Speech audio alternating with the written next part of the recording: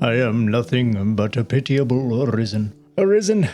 The last video I posted about Bitterblack Isle, I feel like it came off a little negative. So this video is about all the things that I actually love about Bitterblack Isle that I enjoy. And the fact that now that I'm about level 115 and plus, I'm starting to get it. I was severely underleveled. I went to Bitterblack Isle when I was about level 60 after I beat the game the first time. I had to grind out a bunch of levels. I struggled hard with even the most basic of enemies, especially when I got to level 3 and had to fight the corrupted pawns. I just couldn't do any damage to them. It was pretty sad. I've been grinding out as many levels as I can, as quickly as I can, so that I can beat Damon for the second time. And now that I'm a level 115, I just finished a start to finish run of the first and second levels all the way through, beat the 2 bosses, and it feels like Dragon's Dogma again. And there's just a bunch of things that I think are extremely enjoyable about Bitterblack Isle that I love about it that I hope they bring to Dragon's Dogma 2. The first one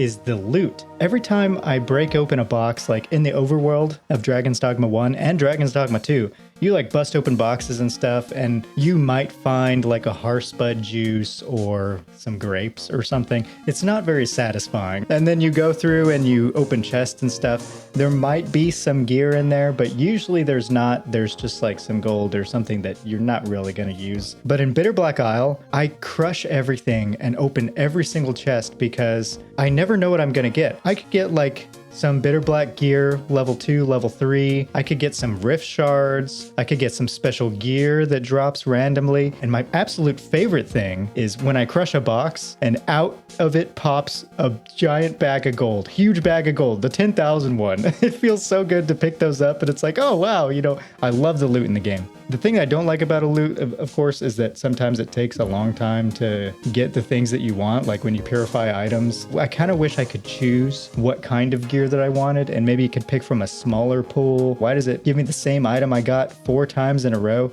Like, that's what I don't like about it. But the general looting, it just makes it very addictive as you're going through. And especially after everything recycles again, all the enemies respawn, all the crates respawn, and now you're just free to destroy everything again and get a bunch of gear. The second thing is the layout of the dungeons. They're not linear. They go all kinds of different directions. There's a bunch of hidden areas. And of course, once you complete it once, then you're like, oh, I know where that is. Pretty easy to memorize. Even though they use the same layouts, they use the same blueprints, they put them in different orders, and it makes it feel way bigger than it actually is. And I think this is something that Dragon's Dogma 1 in general did really well, making the level, even the overworld, feel a lot bigger just by the level design, just by the way that they guide the player through the path, the direction that you have to go. It just feels much larger than it actually is. And Bitterblack Isle does that inside an underground dungeon, which is really cool. There's so many different arenas hidden throughout there, a lot of different enemies that you can fight, and especially, I'm doing the second run now. All the enemy spawns are different after you defeat Damon the first time. Some of them are more challenging. I'm enjoying the post-Damon Bitterblack much more than I enjoyed the pre-Damon Bitterblack. That could be either the spawns being different and the enemies being funner to fight,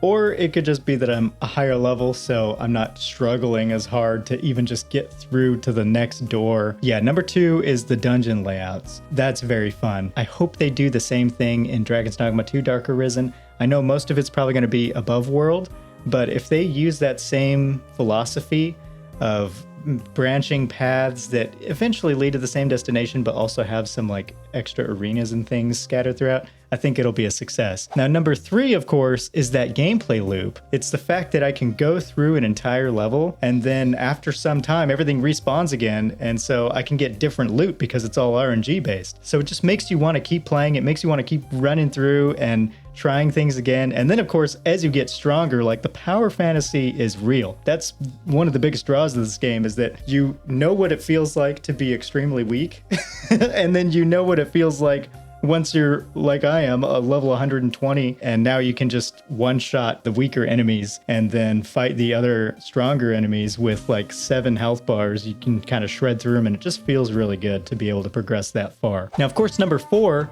is the music and the atmosphere. They went for a much darker tone with Dark Arisen, and it kind of brings me back to Demon's Souls, which released a few years before Dragon's Dogma Dark Arisen. That was one of my favorite games on the PS3, was Demon's Souls. It also had like this hub world layout where you would go through different portals and they would take you to different worlds. And there was a complication in that game where you could change the world tendency from dark to light. I actually forget how that's done. Was it the enemies you defeated? Or maybe someone can put it in the comments and they can remind me how that worked. But the point is, even though Demon's Souls also had the same layouts in their dungeons, in their levels, you could run through them different times and get different results, because depending on the world tendency, it would spawn different loot, and you could only get certain gear with a certain world tendency, or by defeating a certain enemy that would only appear when the world tendency was different. So that was a really big draw of that game. And I'm getting the same vibes from Bitterblack Isle. It's a dark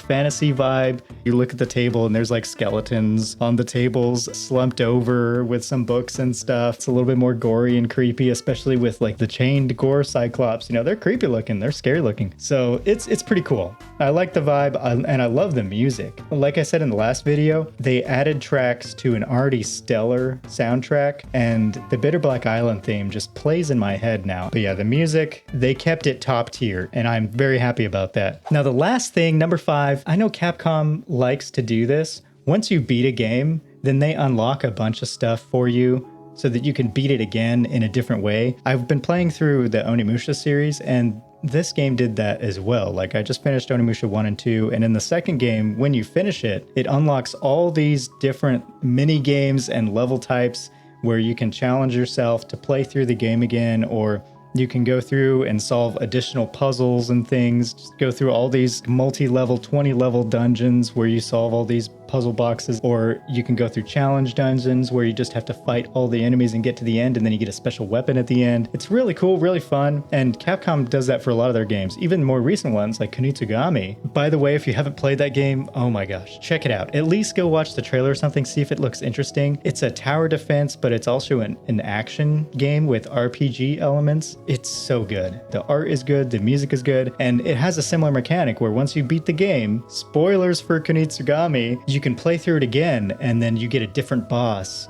after the second run, the final boss, essentially. And it also has all these challenges where after you beat a level, it unlocks these goals that you can reach. So they do this with almost all of their games. I know Resident Evil does that too. And of course, it's in Dragon's Dogma. Once you beat Dragon's Dogma, you have the Everfall, and then you have the Overworld, the Cursed World, and you can explore that, find different bosses. And then there's the New Game Plus, and there's Bitterblack Isle. You beat Bitterblack Isle, you can go through it again, and it's completely different than it was the first run. It's so cool. I love when they do that because it makes you want to play the game again. You know, if you enjoyed it, at least. It makes you want to replay it after you beat it. I just wanted to say, maybe I was a little harsh in the last video, but I was also right in the thick of it where I was just grinding out these levels, and I was feeling defeated because I couldn't beat anything. But what I should have done is taken the online advice that I read seriously, where people suggested a minimum of level 100 to start Bitterblack Isle. I was like, no, that's crazy. Like, I'm gonna go through it. This is gonna be fine, you know, I'll just use curatives. Well, they were right. It's simply a matter of numbers. I still stand on the point that I think the health bars are crazy, but the only way that they can get around that without having the fixed level thing would be by some measure of level scaling, where the difficulty of the enemy, or the health bar of the enemy at the very least, would scale to your level. They could keep the damage and the strength of the enemies the same, but maybe the health bar could be dynamic. And that might be like a middle ground way of introducing difficulty that was relevant for every level, but it becomes easier as you level up. I don't know if that would work. You know, there's plenty of talented modders out there, even like probably game developers. If someone's a game developer and they've tweaked difficulty for a video game before, maybe you can offer some suggestions or be like, no, that's a stupid idea.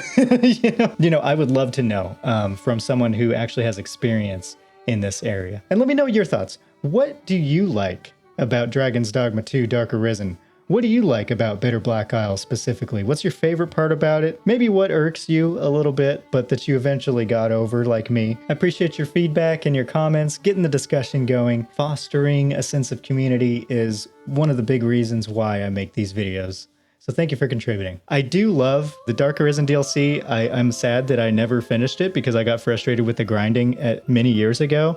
And I'm glad that I'm visiting it now before we get the second Dark Arisen, because now I'm just going to appreciate it all the more. And I'm sure they're going to introduce systems that are callbacks to the original systems, so it'll mean more to me in that way as well. So anyhow, thank you for watching. Be kind to one another. Go play a good game. Maybe hire my pawn Dorf. I'll put them in the description because I need those rift crystals. I run out so quickly. Those level 3 Bitterblack gears are so expensive, and I keep getting the same damn item. As it is now, I'm happy with how my character looks. I think they look pretty cool. I've got like a holy knight thing going on. I'm playing Mystic Knight, and I'm about to go try beating Damon for the second time with his 2 phases. So we'll see how that goes. Check out some other videos up here if you take a fancy to them. All right, that's enough.